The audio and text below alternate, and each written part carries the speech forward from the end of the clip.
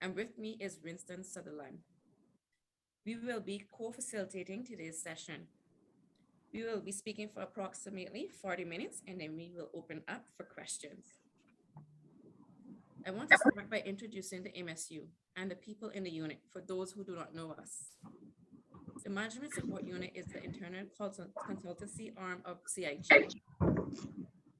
We are responsible for two things: the implementation of the 5-year strategic plan and providing advice and support across CIG. I would like to introduce our team because these are the people who are likely to come to help you if you ask for help. As I said, I am Delia. I'm looking to graduate as a full consultant this year.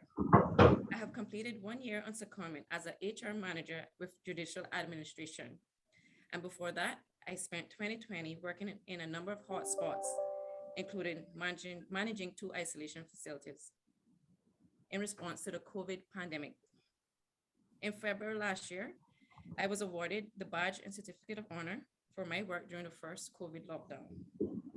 Next is Winston Sutherland, who heads up the Management Support Unit. He was also awarded the Badge and Certificate of Honor for his work during COVID 2020. Next is Michaela, who joined at the start of 2021 and was responsible for the rollout of the 360 instrument and coaching support. She is working to launch the 2022 version of the 360, which will see close to 1,000 persons taking part this year, up from 323 last year. Donna K. Smith is next, and she leads on the customer service strand of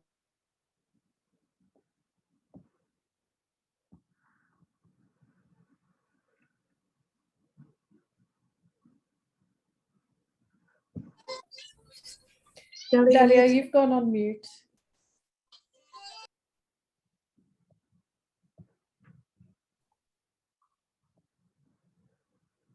Sorry, Michaela. That's okay. I couldn't hear you just for a little while. You went on mute. Oh, I think because the noise in the background, it shuts off. Sorry. Did you hear your introduction? So yeah, we were just up at Donna Kay. Okay, thank you. Donna K. Smith is next, and she leads on the customer service strand of the 5-year strategic plan. She manages the Happy or Not terminals. Last year, she developed and rolled out the customer service pledge, DELIVER, deliver. She also worked with David and the staff of DVDL to implement the service and improve the service offered of that department. Last but not least is Laura Watler, who also was awarded the Badge and Certificate of Honor for her work during the first COVID lockdown.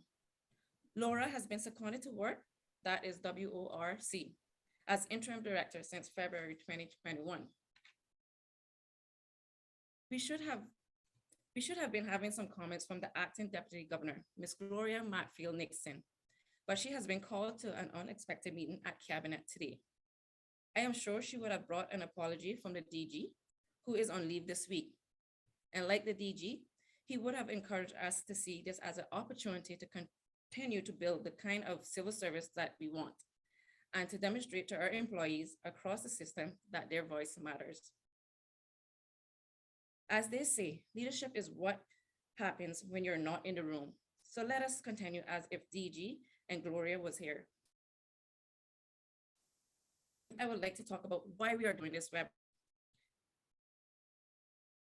We know from the 2021 engagement survey that only 49% of all employees across CIG think we will take action as a result of that survey. We also know that only 34% of employees think that effective action has been taken as a result of the last survey. Interestingly, 42% of our employees were neutral on this question. So what can we do to change this situation? And so this webinar is intended to help you to be able to take action by providing you with an approach, some tools, as well as some tips for success. We hope that this webinar and tools we provide you will give you the confidence to take action, meaningful action. If you can lead this session for yourself, rather than calling help, internal or external help, it makes you a more credible and a more powerful manager. The previous slide was about why we are doing this webinar. And now I want to talk about what we will be doing for the next 40 minutes or so. First, we will review an approach, meaning that we will take you through a process that you can use to take action on the 2021 engagement survey. Second, we will introduce you to some simple tools to use. Whenever you see the hammer, that is a tool. So in effect, we are providing you with a toolkit. Next, we will walk you through the steps involved, then provide you with some tips for success. And finally, respond to any questions that you may have. Following on from this presentation, you will get the full presentation slide pack, including our speaking notes, which becomes your FAQ. We explain everything that we do as we go along. B, the toolkit for you to use in a ready-to-use format. C, the recording of this webinar will also be shared with you. You may also use this as your FAQ because it will have the questions that are asked today. So please, if there's anything that you do not understand at the end of our presentation, just ask. You can be sure that any question you ask, there are 3 others who wanted to ask the same questions. We did ask you to bring along one question that you must get an answer to. And so please follow closely because many of those questions will be answered during the presentation. There will still be questions at the end. For example, questions that were not answered, questions about something that you did not understand, questions about things that you want to get a bit more information on, etc. I will now hand over to Winston.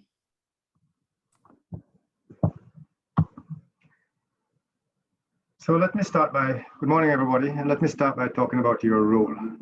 We think that your role is to enable this action planning event, sponsor it, and on the day to listen and to participate. We say that because we think that you may not be the best person to facilitate this session. Why do I say that?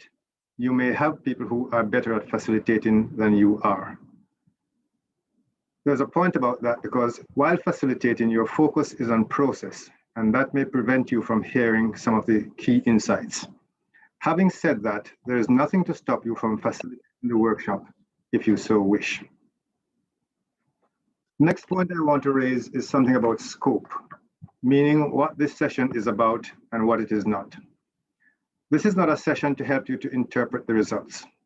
You already had that session on Thursday, the 10th of February, which was facilitated by Graham with Colin Ireland, the DG, and Gloria's call to action.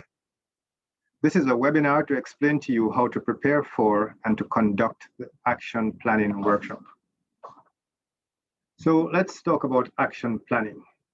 The first thing I want to cover is to answer the question, what is action planning and why do it? So action planning is a process which ends with a plan. The process involves you and your team agreeing priorities and coming up with ideas on how you turn these priorities into actions. Come to think of it, it's not that different from creating a strategic plan. And in fact, you can call it a micro-strategy for improved engagement. It's just a strategy on a smaller scale.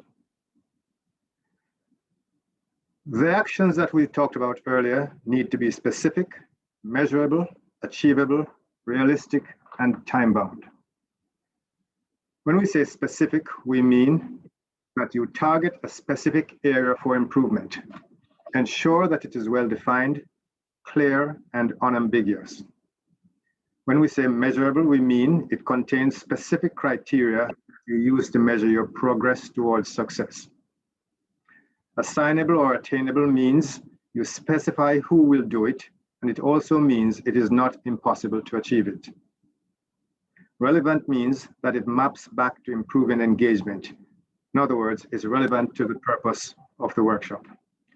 And time-bound means that your plan has a clearly defined timeline, including a start date and a target completion or review dates.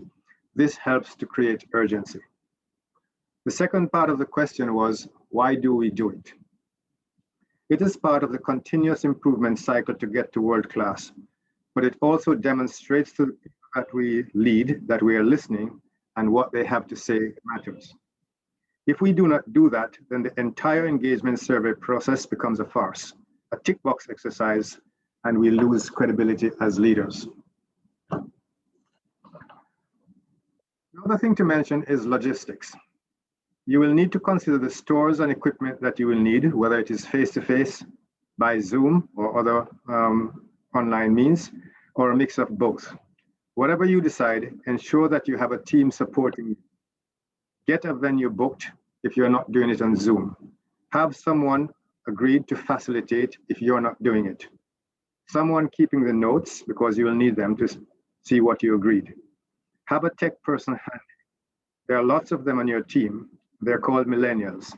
Otherwise, you may want to use paper technology. Have copies of the 2021 engagement survey either in hard copy or pre-circulated in soft copy. Post-it notes if you're doing it face-to-face, and flip charts, whiteboards, and markers. Now I get on to the steps in the process.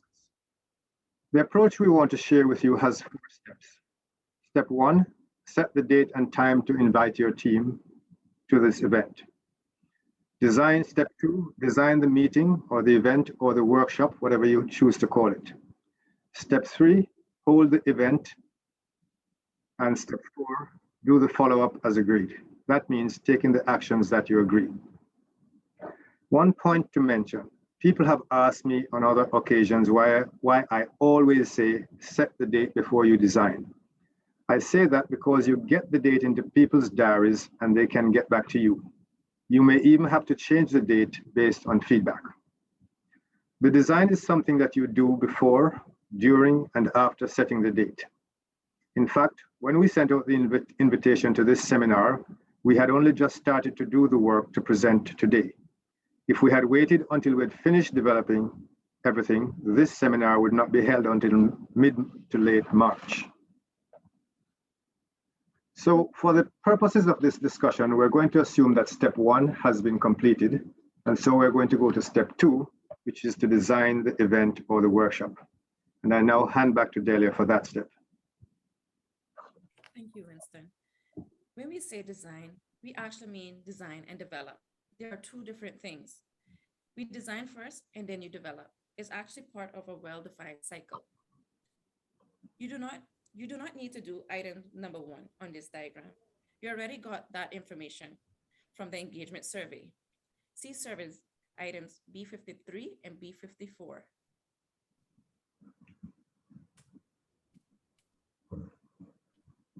Design, which is number 2 on the diagram, involves getting clarity about why and why we are doing this.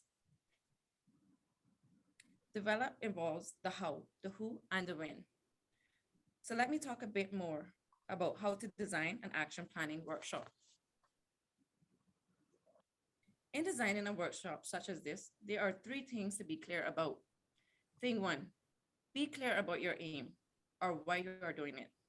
Thing 2, be clear who it is for or who will be involved. Thing 3, be clear what you want to be different when the workshop is finished. Hi, are you guys hearing me? I see messages in the chat. Not very well. Sorry? It's low, Delia. We can hear you, but the volume is low. Yeah.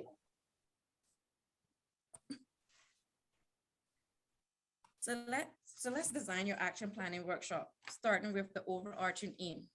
This needs to be one simple statement, starting as a verb, i.e. to do something or the other. So in this case, the aim of the workshop is to give members of the Passion Pusher team an opportunity to decide what action we want to take in response to the results of the engagement survey.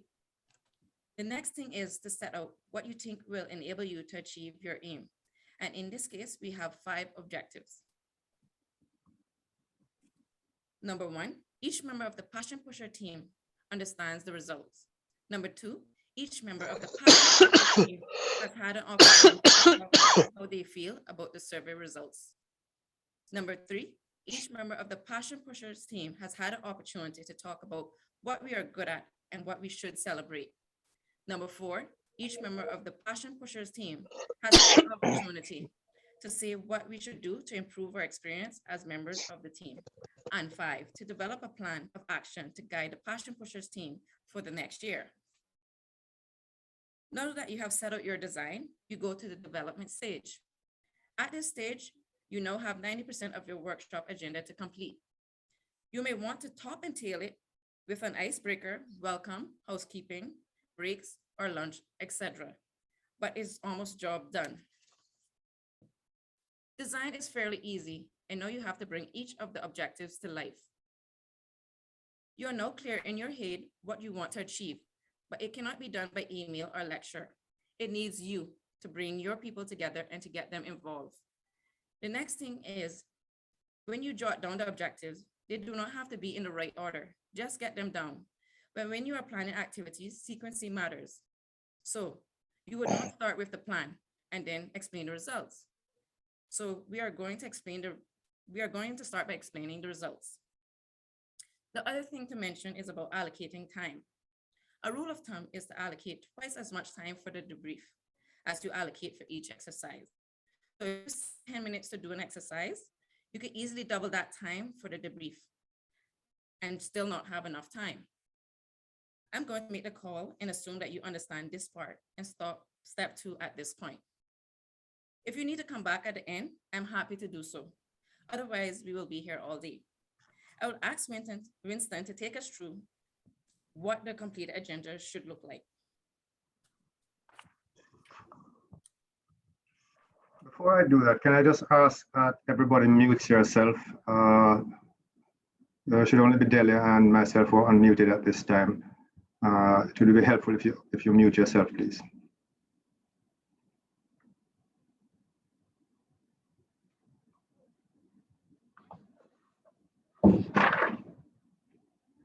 Okay, so Delia asked me to talk about what a completed agenda could look like.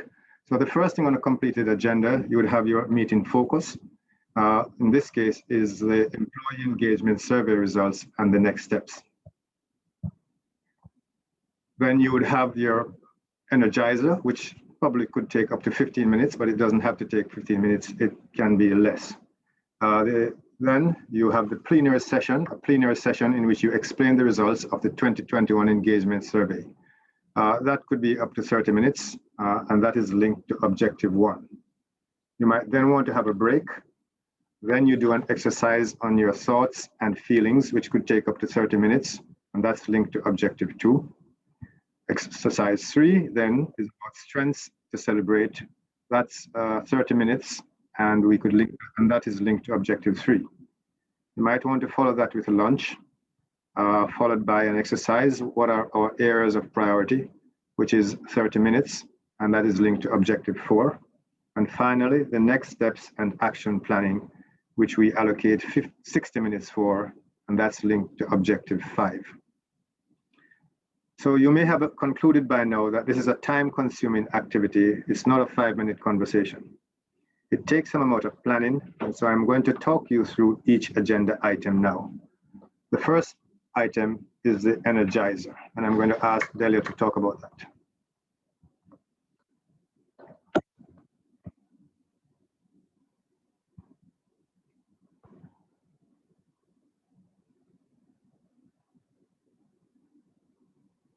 Delia?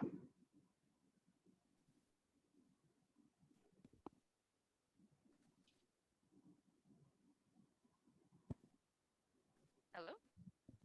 Yes, you're still low, but Hello? keep going.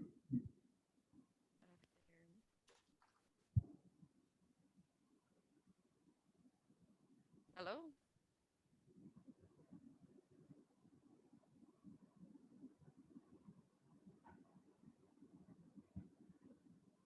Yeah, we hear you, but it's low. Sound good now, man.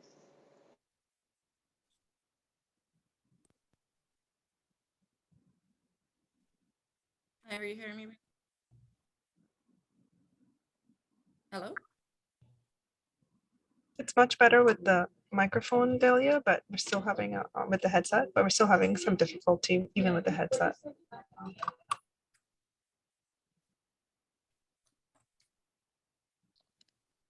I hear now pretty good with my headset on. I don't know.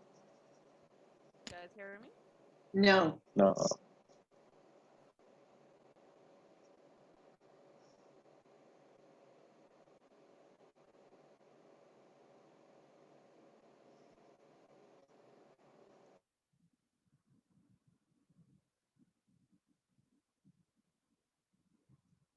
Have you upped your volume on your computer, Delia? I know Martin is there with you, so I'm assuming you're getting some great help.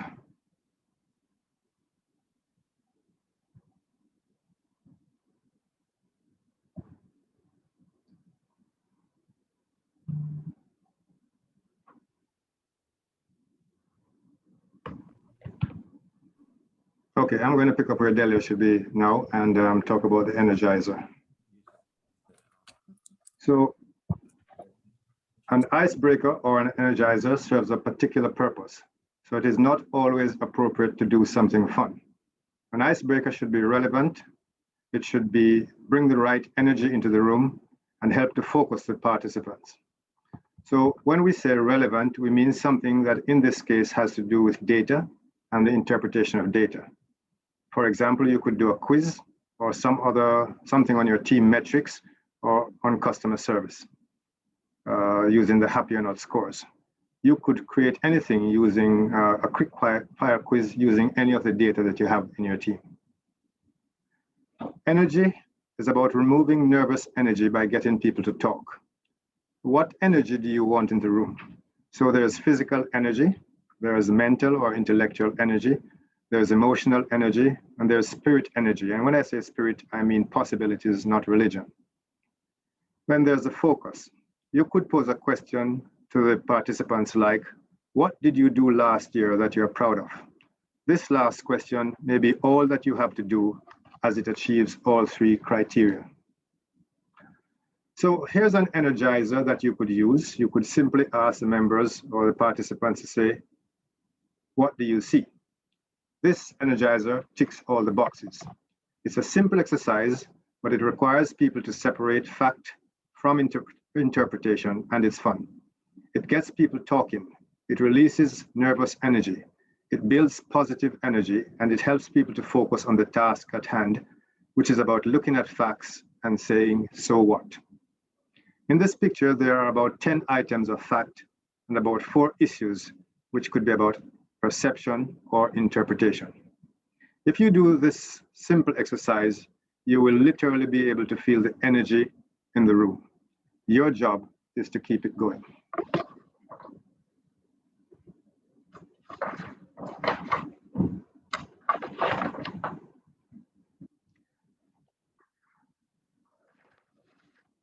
So once you get through the energizer, you may want to talk. If you're not facilitating, this is a point for the CEO, the chief officer, or the head of department to say something. You may want to talk about why we're doing this action planning session. If people know why they're doing something, they are 10 times more likely to be interested and to get involved. So you could say something like, our 5-year strategic plan says we are to do a people survey, and the Harvard Business Review says it's good practice to do an action plan. Plus, we also want to please the DG. You could say that, or you could say, I am conscious that we have some challenges to make our team work better, and I have looked at the results of the engagement survey, and I want to use this opportunity for us to hit the reset button. Last year, we did not do much except talk about it, and to be honest, I feel that I'm letting you down because some of the things that you said last year, you have said again this year. And actually, some of you have not even bothered to respond to the survey. So that's why I asked you to come here today so that we can recontract on how we go forward.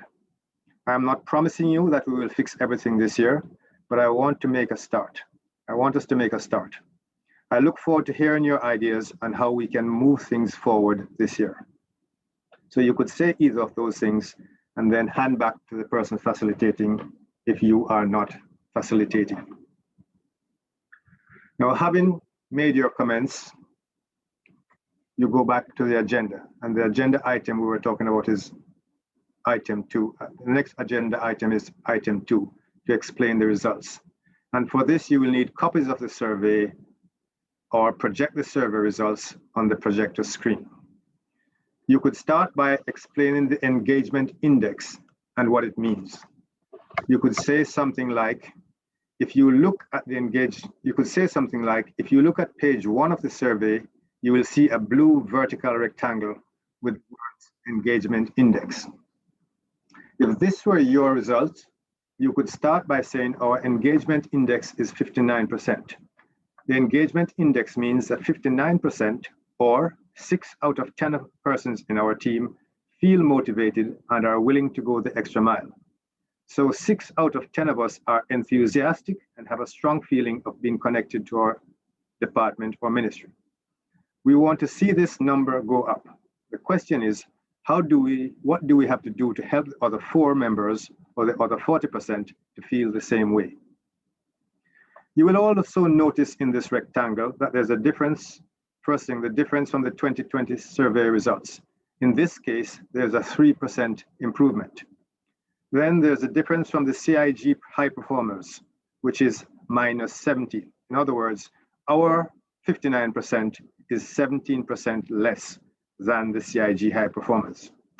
Then there's the third bit, which is a difference from CIG overall, and we are 13% below CIG overall. So although we have the conclusion we draw from this particular thing is that although we have improved, we are some way behind our colleagues across CIG. If we stay on that same page, you then go through each of the rectangles with a light blue border and talk about each. You talk about my work and explain what it means. The difference from the 2019 survey, plus or minus, using a similar approach as I did above. The difference from the 2018 survey, which is plus or minus, and what the difference is from CIG high performers. Once you have done that, you use the same process to go through all the other rectangles. Organizational objectives and purpose, my manager, my team, learning and development, inclusion and fair treatment, resources and workload, pay and benefits, and leadership and managing change. You can either go through them heading by heading, or you can put the participants into small groups to discuss what you see on this page and to make sense of it. Now, if you plan to do that, you would have had to decide that at the design stage when you're designing the workshop. And it will require additional time if you're going to break them into small groups. When you get to the rectangle on pay and benefits, you may want to explain that as a team, we have a little control over that element of the survey. And so we may want to focus on our energies on the areas where we have some control. Having said that, this is not an area. Having said that, and although this is not an area in which we can take direct action, there are some things that we can do. For example, explaining that what makes up the complete pay and benefits package. I say this because you will notice that 2 departments have shown a 10% variation on the pay and benefits score, even though we all get the same pay and benefits package. So my point is, it might need some unpacking of the entire pay and benefits package so people can see that it's not just take-home pay that they should focus on. Or you might want to clarify, use the opportunity to clarify to people that pay and benefits means exactly that. Your pay is one aspect of it, but there are other things such as your health and your leave and all those things which make up your pay and benefits package. So there may be some point in spending some time here. The other thing you might want to do is to explain that there's a detailed information on pages 4 to 40 of the report, which they would have had before, and explain that this summary page is an extrapolation of data from each of the individual items that they responded to when they did the survey. We recommend that you take questions at this point before going into the next stage, which is to set up exercise 2.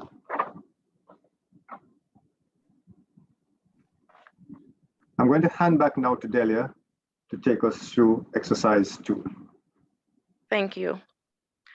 Exercise 2 corresponds to agenda item number 3, which is a small group exercise to talk about how people are feeling. Feelings are important, and our experience tells us that giving people a safe and structured way to talk about their feelings will help. If you have a small group of, say, 12 persons in your department, you may want to break into pairs. The idea is to give people as much space as possible to talk about the issue. This exercise is to get members of your department to talk about their feelings, and the question is, How do you feel about the results and why? The exercise instructions are, in small groups of threads or 3, discuss the following question. How do you feel about the results that you have seen and why? Each group to nominate a scribe and someone to report back on a key takeaway from your discussion. Use the prompt questions to help your discussion. Each group will have 1 minute to report back. Time available, 15 minutes.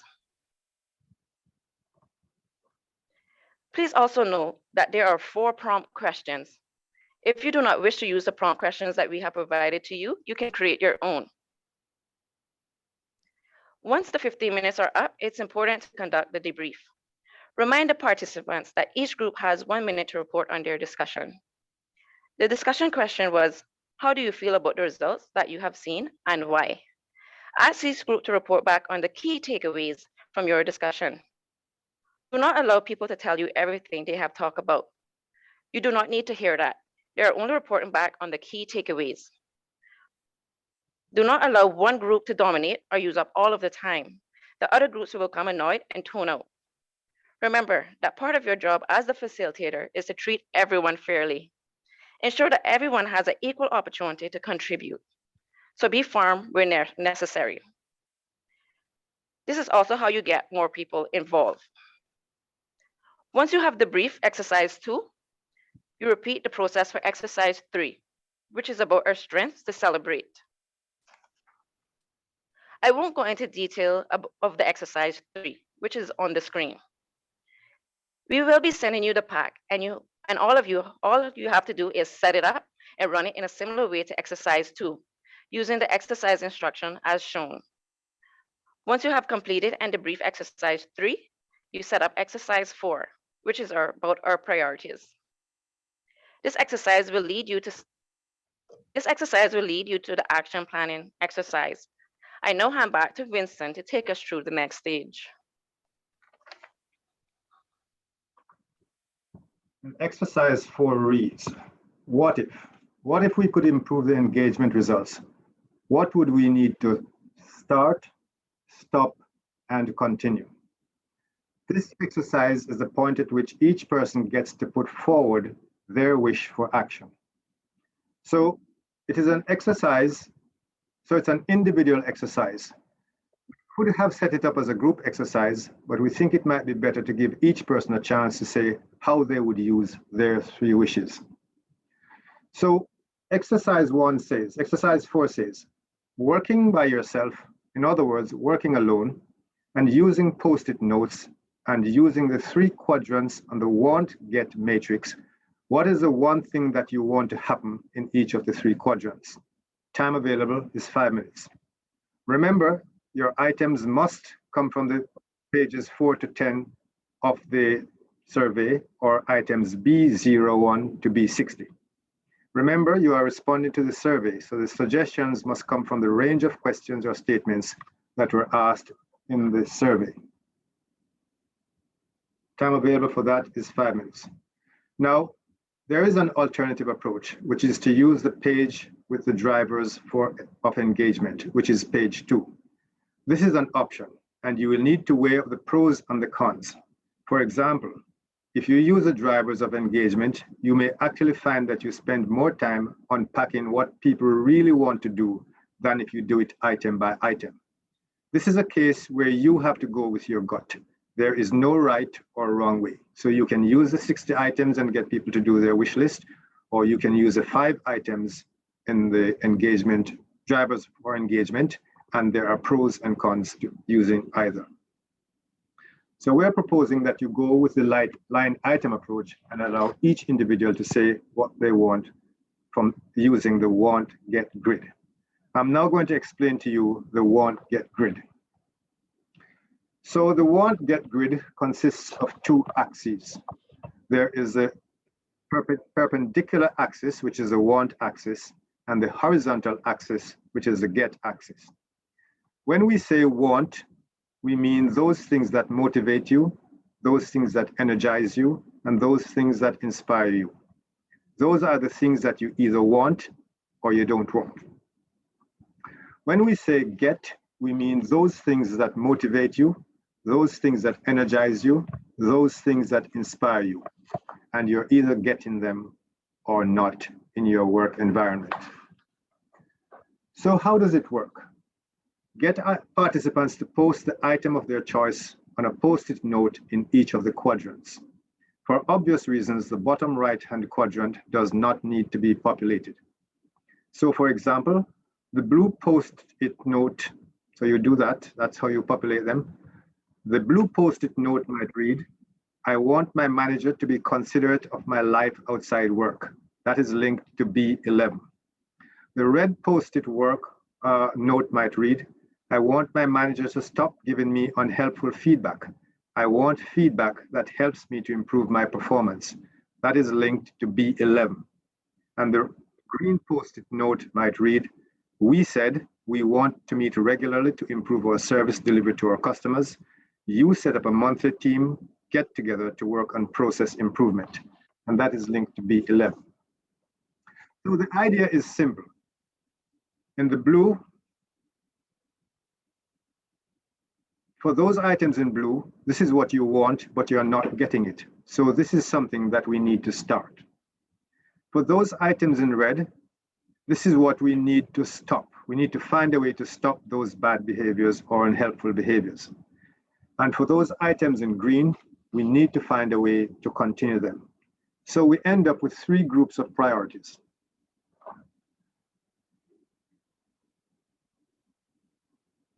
So you will end up with, if you have a team of 30, you will end up with 30 items in blue, 30 items to stop, and 30 items to continue. Now, clearly, this is not doable. And if you attempt to do all 90 things, you will end up with a bit of a pig's ear. That is not what you want. And so you have to find a way to bring the number down to 1 item in each quadrant. The first thing then to do is to brigade the items in each quadrant and see if there's one clear item that stands out from the rest, and you would decide that that is the one you're going to be taking forward. If there is no clear winner or there's no clear standout item, and let's say there are 3 items with the same total, you then conduct a vote. If you need advice on how to do that, you can either ask Wes Howell, and that's supposed to be a joke, or you can simply ask people to vote 1 item at a time. How do you do that? You just call the 3 items out and tell people that you're asking them to vote on 1 item that they want to go ahead this year. So it might mean them giving up the one that they had actually put as the one they want done. But you have gone and you've seen that the majority of people want a particular item, and so you're just asking them now to vote on it to bring it down to 1 item. And so you make it clear that people only have 1 vote. The other point to say is that once people have voted, they have also got to agree that whatever they had in mind has now been superseded by the vote. So they have to go with the majority decision. So at the end of this vote, you should have 1 item to start, 1 item to stop, and 1 item to continue. And there you have it.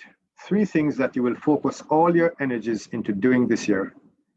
And now we get to the action planning stage. And I hand back to Delia to take us through that stage. Thank you. Finally, we get to the action planning stage of the session. The whole point of the workshop is to create an action plan. This is your sample action planning sheet. I will now talk you through how it works. The first thing is to note is its simplicity. On the left, it has the prompts, and on the right, it has the responses. It starts with the business objectives that will be impacted. If you have done this correctly, then you should have been tracking the priorities for action against a survey item. Next, you will see, this is what we will do. These are the people responsible. This is when it will be done. This is what success will look like. This is how we will measure success. We will review our progress on this slate. So let's look at a work sample. In the example shown is survey item BO4, 50% positive. I feel engaged in the decisions that affect my work. That is the item people voted for. So let's say it was in the start quadrant, i.e., people want you to start to involve them in decisions that affect their work. You then ask the members of your ministry or department for ideas how this can help happen by asking the question, how do we make people more involved in decisions that affect their work? This actually becomes a brainstorm. because you're now asking for their ideas. I'm going to ask Winston to explain this part, and then I will come back to finish off showing you how to complete this worked example. So if you're doing this on a flip chart or whiteboard, you would then, first principle of the brainstorm is to write down every idea.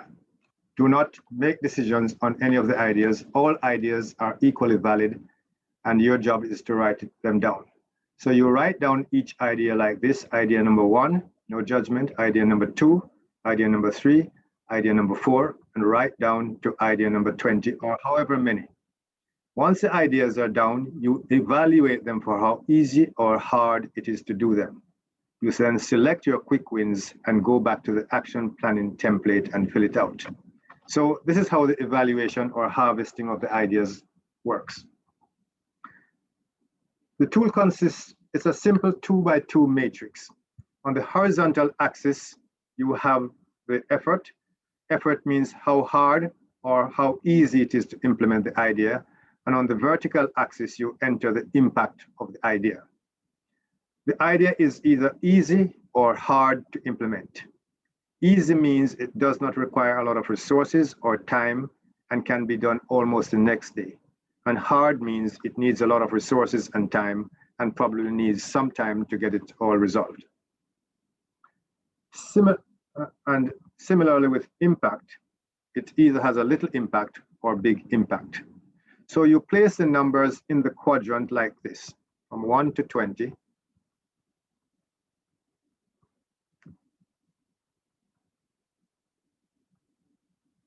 And the ideas that you want to implement first are the ideas in the top left-hand quadrant. These are what you call your quick wins. These are easy to implement. The ones in the top right are the ones that you would implement next if you had time and money and resources. The ones in the bottom two quadrants, you can discard unless you can tweak them to make them easier to implement. And now I hand back to Delia to talk about completing the action plan. Thanks. Just to remind you that we started to complete the action planning sheet and got to the first question, which was, what would make you feel more engaged in the decisions that affect your work? The team did a brainstorm and came up with the idea that we will have a monthly whole team meeting to talk about big decisions which are coming up and hear the ideas that each person has. Now that you have agreed on the ideas to be implemented, you continue by working down through the list, simply filling in the blanks in the line with the purple arrows. This is what we will do. We will have a monthly whole team meeting. These are the people. These people are responsible: Sam, Alex, Aubrey, Kelly. This is when it will be done, last Friday of every month at 9 to 10. This is what success will look like. Ideas that we have came up with were implemented. This is how we will measure success, quarterly surveys. We will review our progress on this date. This is a real action plan that Winston completed last year with one of our ministries. Unfortunately, after the election, things changed. I now will hand back over to Winston to give us some tips.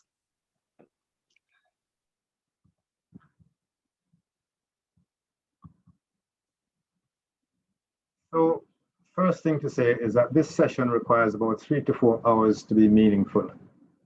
And if you throw in lunch and breaks, you're probably best off dedicating a whole day to this.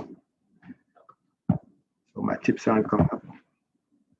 The second thing to say is get help to prepare. For example, to interpret what the report is saying so that you focus on the right things as opposed to simply trying to address symptoms of something else and having the confidence to ask your team the right questions to get the right insight. And I'm grateful for Graham for giving me that tip to throw in. Share the results in advance of the meeting. That's obvious. Just either best way to do it is just circulate it by email or some other electronic means. Have the complete data set available in a shareable format. So that's what the whole shareable format would look like. The other thing to say is that do not do this alone. Do not come up with a plan by yourself. It is likely to fail. Sounds like a blinding glimpse of the obvious, but I'm saying it nevertheless.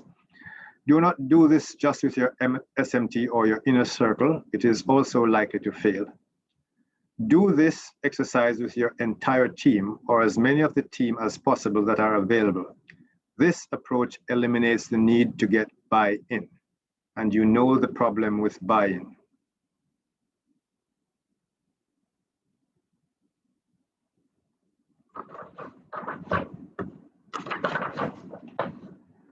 The other thing to say is do not bite off more than you can chew. Don't try to boil the ocean.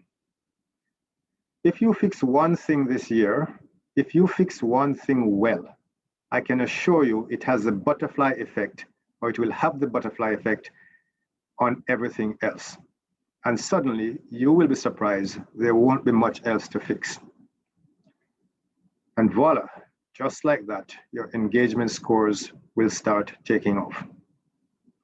Last thing to say, do not wait until October to revisit the plan or to be nice to people. With that, I hand back to Delia for step 4. Thank you. Step 4 is follow up. Step 4, you recall, is to follow up as agreed. There is an acronym for that. DWY, SY, WDW, YSY, WDI. How do you pronounce that, Winston? Winston. It means do what you say you will do when you say you will do it. Keep your commitment, build trust. And with that, we will take any questions that you may have. I had asked Graham to send through to me any questions, and I had it in my slide. Yesterday I checked with him and he said there were no questions which he thought he needed to submit to me. So we'll move on to any questions that arise now. So we had asked you to bring questions to this workshop. And I'm going to ask you to just either raise your hand or to just open your mic and speak. If I see a raised hand, I'll acknowledge it, and I'll try to keep up with the chat. I haven't been keeping up with the chat, I must confess. Just a comment before I see any questions. I believe that staff need to be apprised of all costs that pertains to them in order to get a better understanding, appreciation of their competence, their complete benefits. It may also impact the number of benefits they are seeking.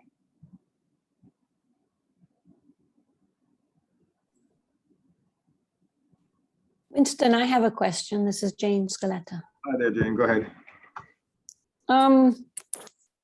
I was lucky enough to be able to participate last year in the employee engagement in a different department. Now I've started a new department and have a small team.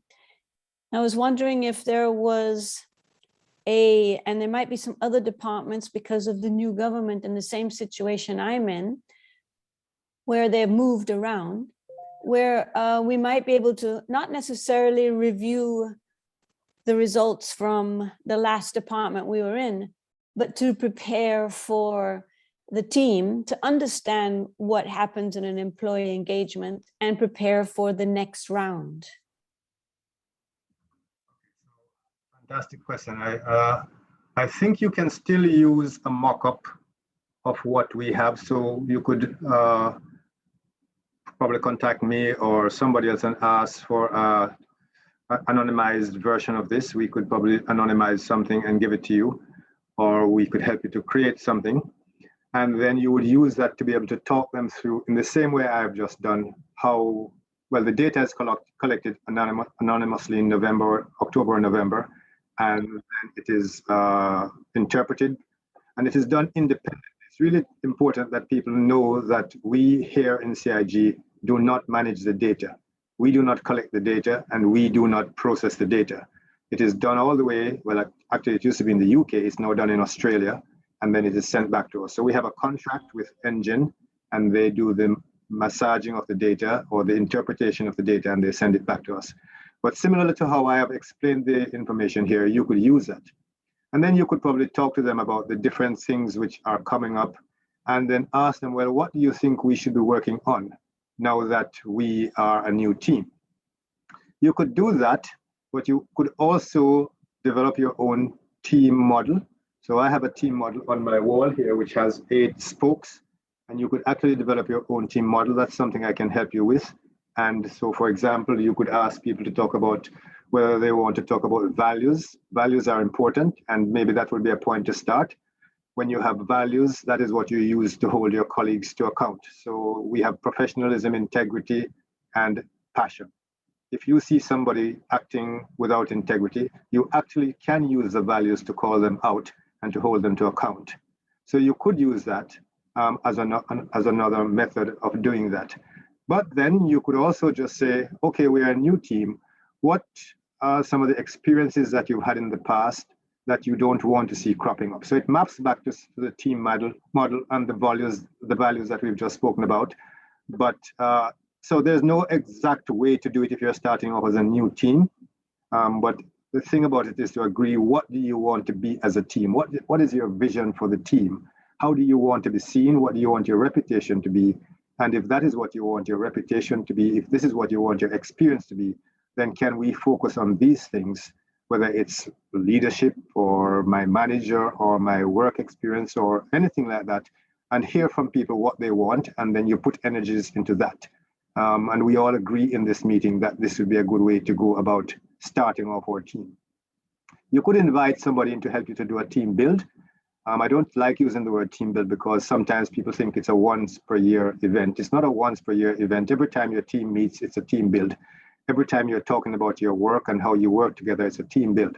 So you could actually have a session which talks about why do you exist and what are you set up to do and how do you want to work better. Some people might want to work remotely. Some people might want to work full-time at their desk. But you could also talk about how you communicate with each other. So you actually have a really good opportunity to start off from scratch and to listen to people and to hear what they have to say, and then to use that and to continuously check in with them to see how it's going. So that's the thing about it. If you do it now and you don't keep checking in with them every month or every quarter or so, then you might be surprised when the results come out in October. So that brings me to the point of making time to do things which are important. Sometimes we spend a lot of time in firefighting mode and we're running after this, we're running after that, we're doing the things which are urgent and may not be that important. And so doing these sessions with your team are things which are not urgent, but they're very, very important because they impact on the future of how the team works. So I think it's a great question to ask. You're starting off, you have a brand new opportunity. If you need, we can, myself or Delia or Donna Kay or Michaela can offer you some time to say what might work best for you and then to help you to design that and to put it together. But thanks for asking that. Does that answer your question, Jane? It does, and I'll be contacting you. Oh dear. All right.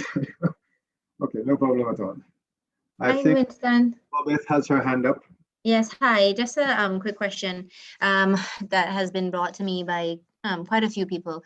So some of the concerns or the things that persons have raised throughout the engagement might not necessarily be something that can be changed by the department because it might be something that's affected or in place because of the law, regulations, or policies that actually exist. One of the questions that persons are asking, will laws, regulations, and policies be revised to address some of the concerns that persons have raised? Because some of the policies, for example, are actually not compliant or reflective of what is in the law or the regulation that governs HR. Thanks for that question, Bobeth. And I think I recall we completed a documentary last year, which was part of our strategic planning phase. And there was one part of it which said, what is your legislative focus for next year or something like that. It asked us to say, what do we want to see done in terms of laws to be changed? So this is not something that I can give you specific advice on, but I know each year there's an opportunity in the strategic planning process for us to contribute to new legislation. And I am aware that there are issues within our laws that need to be revised or to be changed, but I think that opportunity comes up when you're doing your strategic planning input. Well, if you do it anyway, like the way we do it in Box, there's an opportunity for you to say, we would like to see some changes here. So you might want to check back with your chief officer on that one to be able Well, to. the law is, I'm referring to the law that Parks will be reviewing, which is the Public Service Management Act and personal regulations and the various policies that are released that are related to them specifically. The short answer to that is that's an ongoing process. So I couldn't just say everything is going to be done this year or whenever, but I know that our chief officer is very keenly involved in looking at different strands of work to align our laws with our direction of travel or emerging issues. So I absolutely know that those are happening. They just might not happen this year or as quickly as some of us would want it to happen. It does take a little bit of time to get things through the parliament. So there's going to have to be a little bit of patience on that. But I do know that the Chief Officer Pox is working to align all laws with our direction of travel and to ensure that whatever is in the law reflects what we're trying to do. Does that answer your question, Robert? Yes, it does. Thanks. Thank you. April Cummings, I see your hand up. Hi, how are you? My question is a bit odd, so I hope it makes sense. There are some people who've been doing the same type of job for a long period of time, and frankly, what they want to be, they just want to be left alone, right? So a lot of this kind of work around being engaged, and they almost shut down when they start to hear about it. Are there any suggestions? Are these the people that you leave alone, or do you continue to work to try to find something that will engage or inspire them? All right, so thanks for that question, April. So I know there are different types of people. Some people are just like to be left to work by themselves. However, we have made a promise that we are in this to make a difference to the lives of people. So I don't think there is a choice for us to just leave people alone and not have them involved in this. So I think there's a little bit of some conversations there to be had about how exactly we go about doing this. I don't think there's an option to just leave people to their own devices. This is a collective. We want to be all going in the same direction. I don't know if maybe people are being, so if somebody is say working on some piece of a communications piece or something that has to do with data or something that they're just working by themselves, they're not really they don't need the support and help of other people. They might actually want to be left alone. But leaving people alone can also be dangerous because you don't then know what their experience of their working environment is. So it has to be a balance that they get enough time to do their work, but also at some point they have to come together with everybody else to hear what else is going on. We're not working for ourselves. So I think that there needs to be some explanation to people that this is a corporate effort. We're working for the government of the Cayman Islands, and we all have to, at some point, share what is going on and to hear what others are doing. But then it has to be a balance. But I certainly don't think that there's an option for people to just be left alone to get on with what they're doing. I suppose that I need a little bit more information on a specific case, if there's a specific case, and I'd be happy to talk it through with you some more. But absolutely. But I like the idea of explaining that engagement actually is part of the job. So I think starting the conversation there, but also finding out from people what's really driving them to be wanting to be left alone. So it's about getting to know people, which is part of our job as managers, to understand when people say something, why they say it. It's not because they're bad or anything. It's just that they may be saying something and they may be saying it in a clumsy way. And we just have to find the language or the words to explain to them why we're doing things. And once they know, you actually might be surprised that they won't have the hump about not being left alone. Sounds good. Thank you. Anybody else has anything? I don't see any other hands up. Let me look in the chat to see if there's a question there. Any tips for getting persons who do not feel safe to speak in a group more comfortable? So there's a question. Sorry, Delia, go ahead. I said Ms. Morrison had asked if this presentation. Not hearing you, you're very low. What's that? No, Ms. Morrison had asked if the presentation would be shared. in the Yes, template. you're going to be sharing the presentation. Yes. So somebody asked, I'll call your name out, Charlie. Any tips for getting persons who do not feel safe to speak up in a comfortable? So one of the things we have encouraged you to do when you have your workshops is to put people into small groups or to put people into pairs to speak, and then to get somebody to report back on what the conversation is about. Yes, there are some people who do not want to speak in large groups. And so having those sort of small breakout sessions where you talk about your feelings, where you talk about what you're enjoying about your work and so forth, small groups of 2s, triads, 3 people, or groups of 4s or 5s, those tend to allow people to speak. And some people will speak in a small group, and then whatever they have to say is represented back to the larger group. But does that answer you, Charlene? I think you'll have to write something, but that's how I would go about it. Of course, you know that telling people to feel safe is one thing, but you also have to ensure that if people say something, you don't think that they're bad and you hold it against them. They're just expressing themselves. And sometimes we're not very good at expressing ourselves. And that might be a reason why people don't say something. So I think as leaders, we have to be very, very careful in not judging people when they say something in a clumsy way. And sometimes when people say something, it's because there's something bothering them. They want something to change, and they just have the way they say it to say it. And as a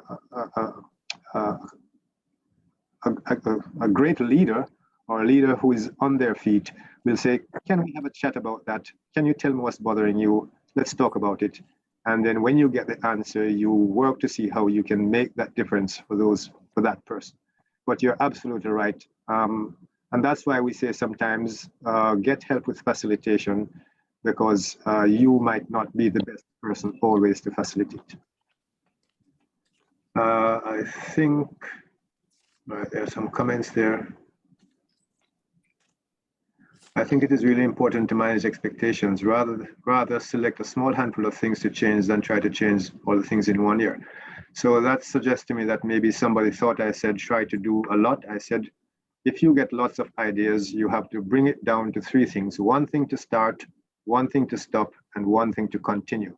So please, I am absolutely clear, you can't change everything in 1 year, but you can do 1 or 2 or 3 things. What do you want to start? What do you want to stop? What do you want to continue? If you use that formula, I think you'll be successful.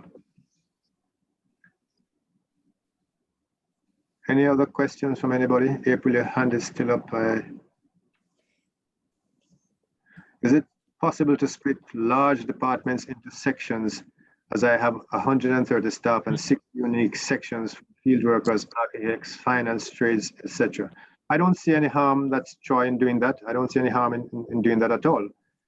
You might just have to split that up rather than bringing 130 different type of people with all sorts of different work experiences or expectations together. So again, that's another judgment call. You may want to bring them together for a conversation where you speak to everybody about what you're trying to do, and then you split them up into small groups to do the sort of what do we do differently. So it's a bit of a judgment call in that regard, Troy. Mr. Winston. Yes, please. Who's that? This is Winsome Prendergast here from Public Lands. Yeah. I just quickly wanna say that I think our department, I'm now with the Ministry of District Administration and Lands, which is a split from Education Department under 1 minister. But what came out of the engagement survey for our department, and I'm sure it is for other departments as well, is salary, and what it is about correctly aligning salary with positions. Now, I noticed that it was said earlier that POX is looking at reviewing or revising the Public Service Management Act and regulations. Mm-hmm. And recently there was a review of job description for many departments as it relates to, salary. But I want to know if salary increases and aligning salary is tied into the review of the Public Service Management Act and the regulation, and who are the contributors to this review? Because I've never seen anything comes out, but now I'm hearing it might be going to Parliament or it reached to that stage. So who are the contributors and when was this review? When did this review take place? So thanks for that, Winsome. So what I'm saying is that our Chief Officer, Mrs. Gloria McField Nixon, is leading work on different strands of our public sector management law, which may need to be reviewed. I don't have great detail on what is happening and when it is happening. All I'm saying is that she's very conscious that there are issues that need to be resolved and she's working to get those resolved. But in terms of giving you the details, I can't do that. And I apologize for not having more information, but I just don't have more information. It's something that she's working on. And I suspect it might be possible for you to just pick up the phone and call her or just come and see her and she'll talk. Winston, actually, if I can interject, this is Lauren Knight, Acting Chief Officer of the Portfolio of the Civil Service this week. Unless I am mistaken, I do not believe that Bob F's question on amendments to the PSMA and the regs was specifically linked to salary. I think there were other things, other concerns that she was raising in terms of misalignment. And there is work or plans in place for those things to be looked at and addressed. As it specifically relates to the work that's being done on salary, there is a stream of work that has been going on for a period of time now that certainly suffered delays as a result of COVID-19. But that strand of work is to look at things like market factors and working conditions, and for those things to be considered as a part of the job evaluation process. So there is a piece of work that is already in progress that has admittedly suffered delays as a result of the global pandemic, but we are planning to bring those things back online in a big way this year. And once we have the results of those pieces of work, then those things will be integrated into the job evaluation process. And thank you, Lauren, for that. And thank you for chiming in. But my question still stands as it relates to salary. As I said before, it has been a contention. It has been going on for many years that we're looking at aligning salaries properly for people who are doing the work. So since as you're here, ma'am, can you please take this on board that it is very crucial to us, and that's the reason why we're losing some of our most learned people. So it is a factor that needs addressing, and I'm just asking for it to be put back on the table and for stakeholders to have a say in whatever decision that is made relating to that. I understand your concern, and perhaps I need to clarify. So when you talk about paying the person for the role that they are in, the streams of work that we have going on will do just that. So when I talk about market factors, what do I mean? That means in roles where supply is scarce, where it is difficult to source that talent from the market, looking at increasing the compensation package to attract people to those roles. So that speaks directly to what you were saying in terms of paying people for the role that they're in.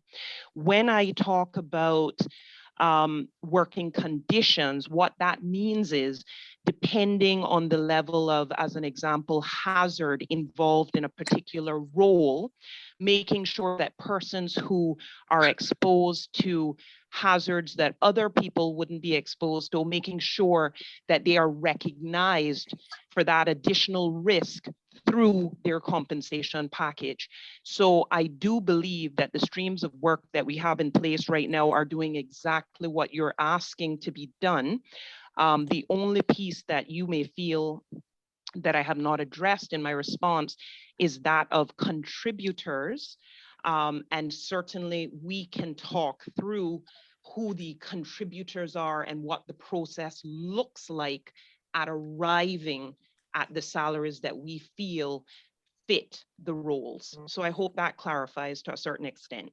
And thank you for the question.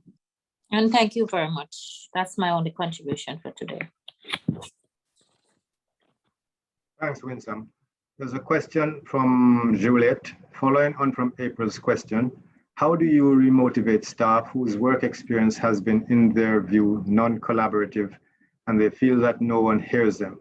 They have no voice, or promises made are never kept. So they are no longer listening or communicating. They have simply shut down because they have no confidence that things will change. Thanks for the question, Juliet. It's not an easy one where you, I'll come to you in a minute, can I see your hand? It's not as easy as just remotivating staff. Part of doing this engagement response is actually that, re-engaging people. So we might say engagement, but you can actually slip the word remotivate some people, because maybe they've been asking for the same thing to change year after year and nothing has happened. And as I said at the start, if we don't do this purposefully, if we don't do it and devote the time and bring people in, then it becomes a tick box exercise. So this is one way of doing it. But one of the things I know that our chief officer and the DG are pushing for this year is the whole business of improving performance, where people are held to account for working well. But also, more importantly, they are pushing for us to have frequent check-ins and to record this on the system which is being rolled out, or on the EPM system, so that you actually can talk about the conversations that you have and record give each person a weekly or a monthly opportunity to speak with you about what is concerning them. The idea of managing people is really very difficult. To be honest, if people were sheep, then leadership would be easy. And so as leaders, we have to find time. I can speak from my own experience. I have half an hour, 30 minutes set aside each Friday for the people in my team. We do not meet every Friday, but we meet as regularly as we need to. So some Fridays it's because I want to say something to them, or I might want to get feedback from them.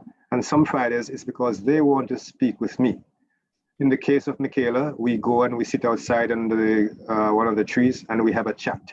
In the case of Donna Kay, we meet in the office. In the case of Delia, we meet by phone or wherever. So each person has their own choice as to how they meet with me and how we have those conversations. Now, there are some teams which are much bigger than mine. And so you might have to have a rotating thing where it's once every 3 weeks that you meet. But I think the most fundamental thing is to eyeball the people in your team. Sit with them and have the conversation. I was doing a workshop over at Judicial earlier this week, and we were talking about communicating. And one of the persons in the workshop said her preferred way of communicating is face-to-face. And I said, why is that? And she said, I want to see your eyes.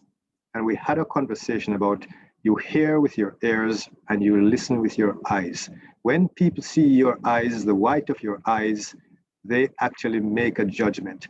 So part of it is getting to know the people in your team, how they want to interact with you, and how they want to be heard.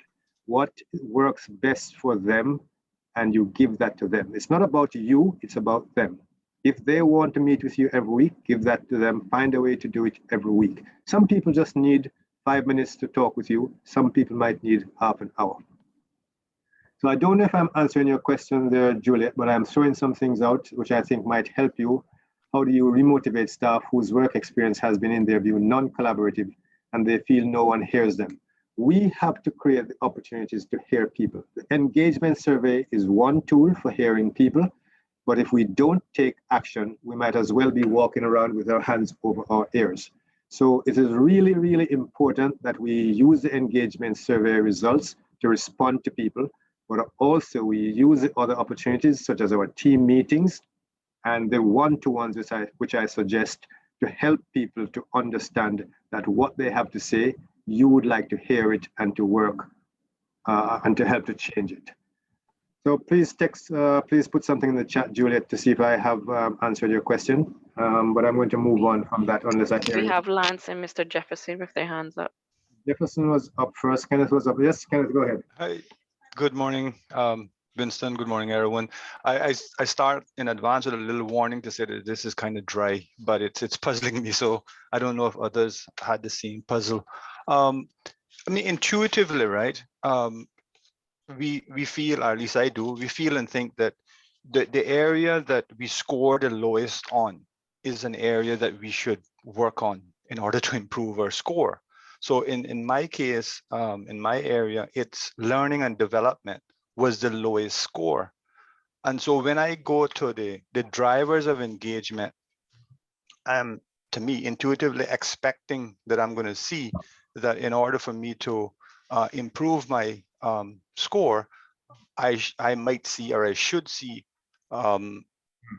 questions or relating to learning and development, but I don't. The 5 areas that drives my area for improvement has nothing to do with learning and development. So it's counterintuitive. If that's too dry and too statistical an answer to give, then I understand that. But I just find it puzzling that the areas to attack are not necessary, and to improve your score are not necessarily the areas that you're getting the low scores on. And I just find that puzzling, which seems to suggest that some areas are more important than others in giving you a score. Yes, it's one of those sort of balls which I wish you would never ask. Well, if it's statistical in nature, just leave it alone, because we don't want that. We don't want no technical maths lesson this morning. But it's just counterintuitive to me. Yes, and I think you are right on that. And I think that's why it's important to have this conversation with the team to say, okay, L&D is showing up as the area that gives us our lowest score. But is that what you think is our priority this year? So the statistics are saying one, the scores are saying one particular thing, but having the conversation with the team actually helps you to get a better readout as to where they think we should focus our energies. Graham, do you have any comments on that? Are you on the... I mean, without turning it into a statistics lesson, they use a technique called regression analysis to create this drivers of engagement.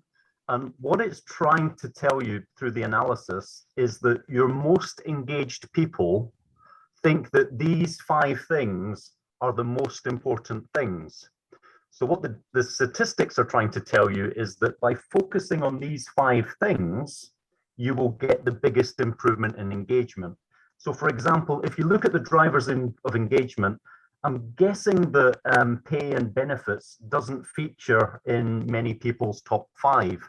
And part of the reason for that is because pay and benefits doesn't tend to drive levels of engagement. So we could double or triple people's salary. It's not necessarily the thing they come to work for every day. Yes, they need more money. Yes, they can all spend more money in Hurleys and Fosters, but that's not what drives them to do their best work. It only becomes an issue if it's perceived as an issue of unfairness. And we know we've got some issues around some of that. So I would certainly encourage people to look at those 5 drivers of engagement, because even if they're positive, so I'm looking at the POCS one at the moment, and it says the first one is about confidence in decisions made by POCS senior managers. It's quite a positive score, but actually it's not 100%. So if we can get everyone to have confidence in the decisions made by senior managers, we should see a better engagement score. But I do appreciate it's a statistical analysis, and if anybody does want some help or some insight into these, I'm more than happy to spend time with people individually to try and help them get their heads around the data. Thanks for that, Graham. Is that helpful, Ken? I think I understood it, but I think it still doesn't. I'm a stubborn person, so it still doesn't change the. Happy to come up and have a chat. It's Michaela here. May I just add another quick perspective? Yes, go ahead, Michaela. Yeah, so from my experience, and I've just popped something in the chat, if you're looking at the overall increased engagement score, quite often when you rate these things, you have a choice to say, I'm not really favorable about that, or I'm super favorable about that, or I don't really know one way or the other. So grosso modo, sometimes where those areas you have a lot of people sitting in the middle category, it's much easier to move people that are sitting on the fence to say, actually, I'm really favorable. I can be favorable about that because I've seen a bit of improvement. That's much easier to move the bulk of people who tend to sit in the middle up to the favorable and higher engaged categories. Much easier, much quicker, and will impact the score overall than if you're trying to move the very disengaged up to the middle or even the engaged, which takes more effort, is less likely to happen, and will have less impact on the overall score. So that might have been something that's contributing. That doesn't mean, of course, that you don't want to look at those lower areas and speak to your disengaged staff and try and understand what's happening there. But that's just another perspective of what might be happening in the figures. Thanks for that, Michaela. And remember, I talked about the butterfly effect. If you can work on the thing, just one or two things this year, it actually can have a multiplier effect and start moving other things in the right direction. I think that's part of what Michaela was just trying to say. All right, so we can come and give you a little bit more of I think Graham has volunteered to come and have another chat with you. So hopefully that will help you to move it forward, although you say you're a stubborn person, but Lance? Hi, Winston. Hello. I had one question, but after Ken's comment, I have a question pertaining to that. Okay. Is the aim to get a high score, or is the aim to improve the overall civil service? It's both. Did you hear me, Winston? Yes, I heard you, and I gave you an answer. So the answer is both. So the scores actually should help us to translate in improving the civil service. So if we're getting really high scores, we should see that reflected in the way we work and the kind of civil service we have. It would be really odd for us to be getting 90s and 95s and the place is falling down. I think if we're getting high scores, it should translate. So we've been nudging up since 2018. We went through 2, 3, 4 bouts of COVID. And I think the civil service worked very differently from the way it worked before COVID. So I think that all the work that we have been doing on the 5-year strategic plan, everybody has been sort of putting in their bit. There are some people who are ahead of others, but I think everything is trending in the direction little by little. There are some people who are pushing ahead really fast and some people who are not pushing ahead so fast. But I think overall, the indications are that we're heading in the right direction. And there are some teams which have shown good scores and then they go back a bit. So it's the nature of things that how do we get to that place where we are consistently doing the things that we do well and keep doing them well, but also looking at the things that we're not doing so well and improving them.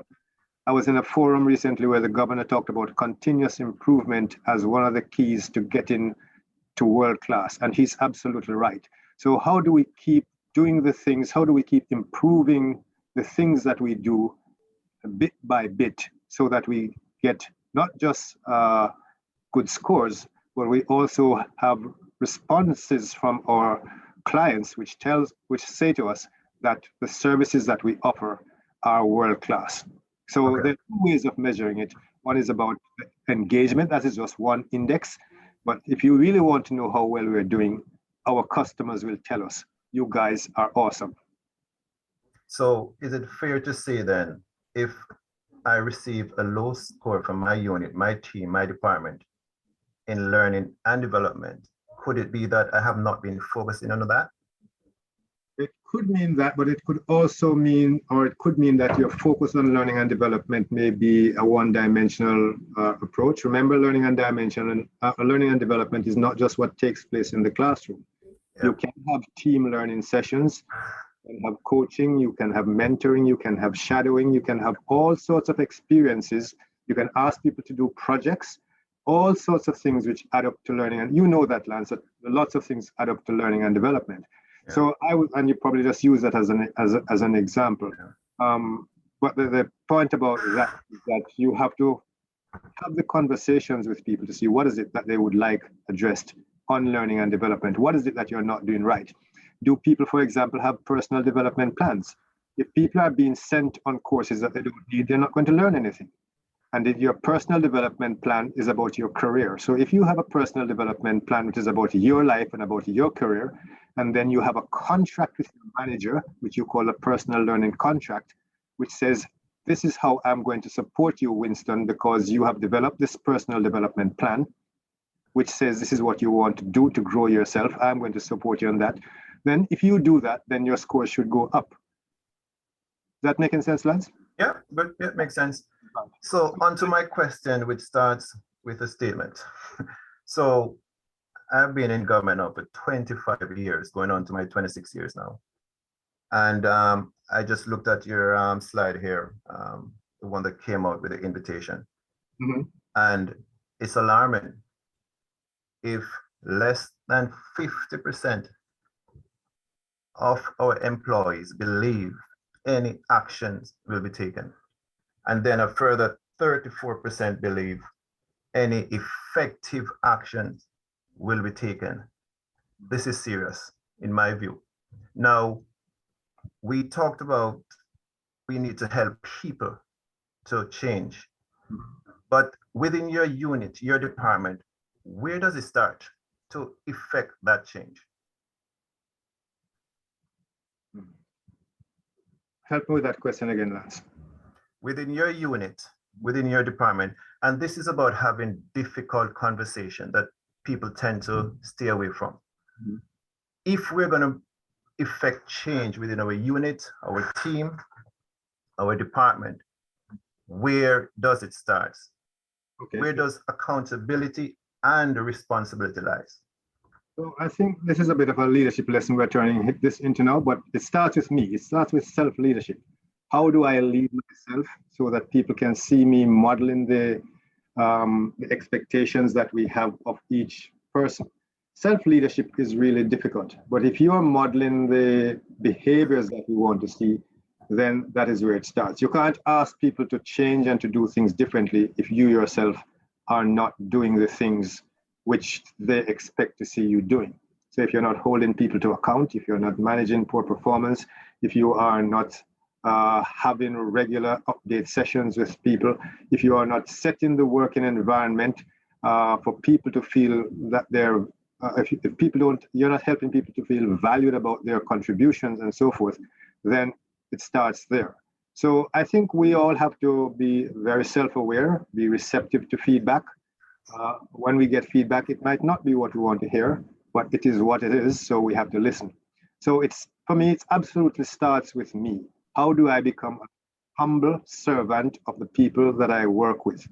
And sometimes we say, how do I become humble? How do I show humility?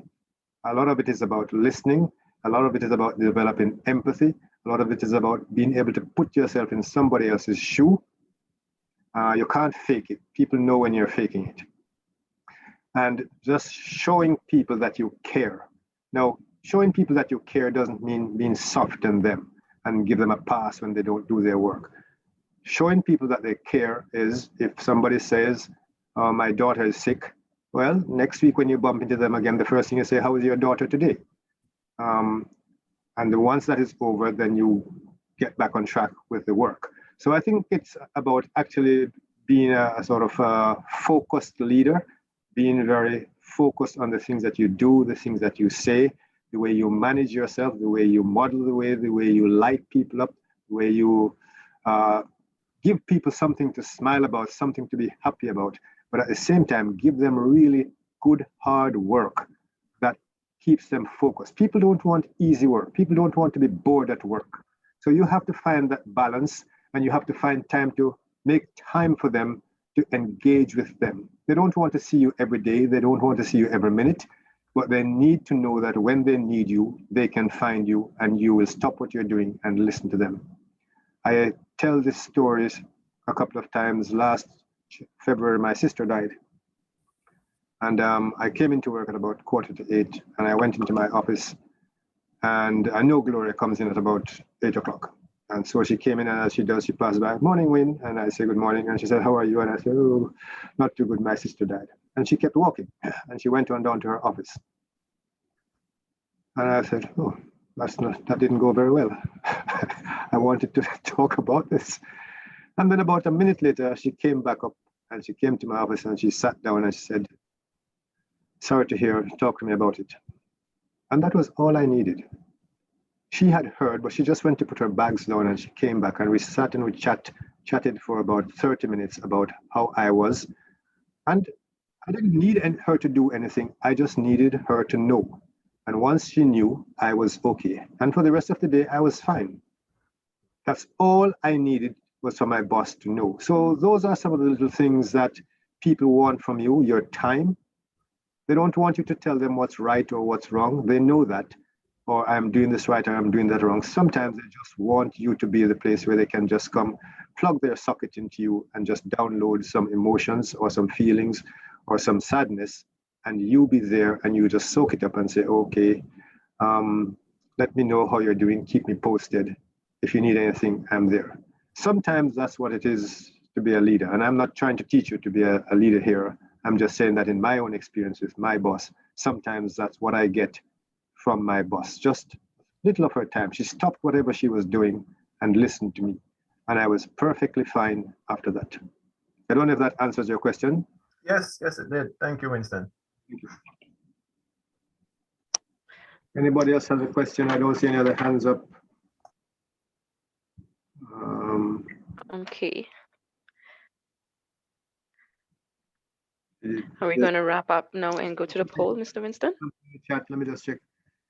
Somebody said show emotional intelligence. Is absolutely correct. I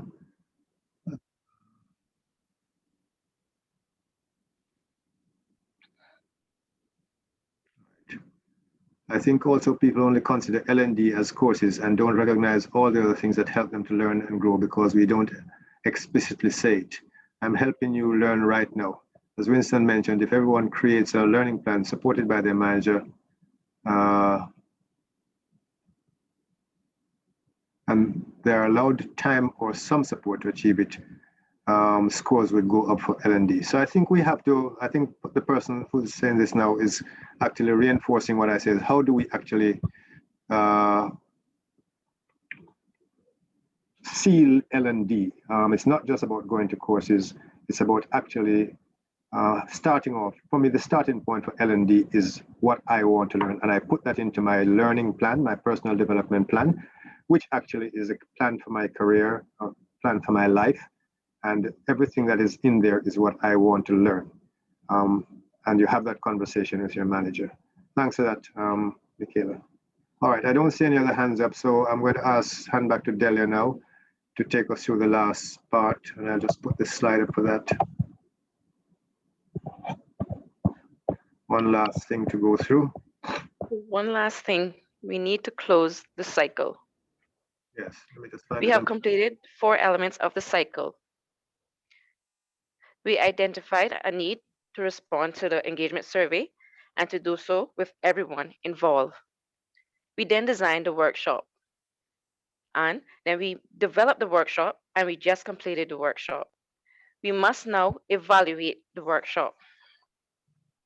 So I have created a poll to find out, what do you think? I'm going to open the poll. Your responses are not attributable. There are 2 questions. Question 1, how did you find this webinar? And the possible answers are 1, met my needs, or I am confident that I can run this workshop by myself. 2, I will need further help. 3, this did not quite work for me. Question number 2, would you like to get more tools? And the possible answers are yes or no.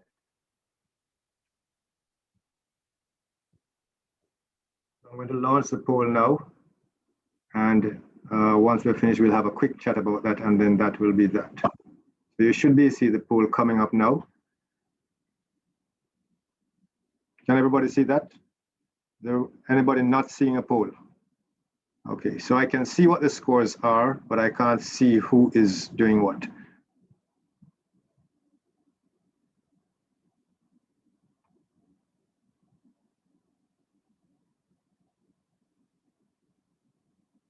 I'm going to let it run for another 30 seconds.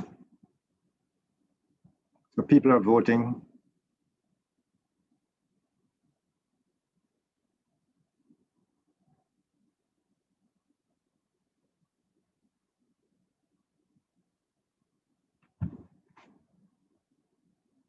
So we've gone 45 seconds. Looks like the voting is ended because the bars aren't moving.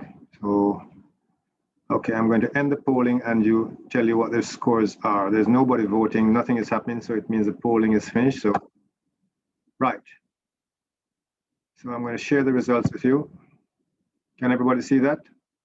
It says 45% says it met my needs. I'm confident that I can lead this workshop by myself.